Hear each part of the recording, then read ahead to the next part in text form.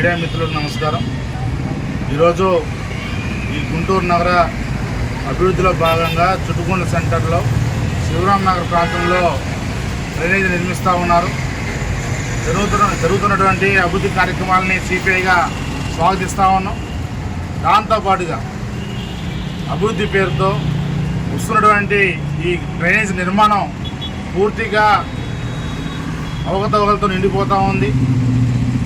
గమనించేట్లయితే చుట్టుకుంట నుంచి ప్రారంభమైనటువంటి డ్రైనేజీ ఏదైతే ఉందో అది సరాసరి వెళ్లకుండా అధికార పలుకుబడినటువంటి వారి ప్రాంతంలో ఉన్నటువంటి ఆ మున్సిపల్ స్థలాన్ని కూడా కదలీయకుండా పూర్తిగా రోడ్డు మీదకి ఈ విధంగా వంకర టింకరగా డ్రైనేజ్ నిర్మాణం జరుగుతూ ఉంది।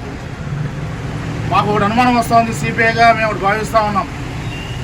సిటీ ప్లానింగ్ సంబంధించిన అధికారులు, మున్సిపల్ నగరపాలక సంస్థ అధికారులు ఈ డ్రైనేజ్ నిర్వహించేటువంటి క్రమంలో మీరు అధికారుల యొక్క రాజకీయ నాయకుల యొక్క పలుకుబడి లొంగుతూ ఉన్నారా, లేకపోతే ఏమన్నా ఆర్థికపరమైనటువంటి లావాదేవీలు ఇందులో జరుగుతూ ఉన్నాయా?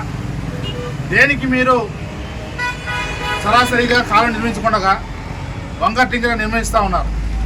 ఈ విధంగా అశాస్త్రీయంగా కాలువ నిర్మించడం వల్ల రాబోయే రోజుల్లో పెద్ద వర్షాలు పడేటువంటి క్రమంలో నీటి సరఫరా సరిగ్గా లేకుండా డ్రైనేజీలు పొంగిపోవడం, లేకపోతే ఇళ్లలోకి రావడం, దానివల్ల అనేక ప్రమాదాలు జరుగుతాయని చెప్పి సిపిఐగా భావిస్తూ ఉన్నాం।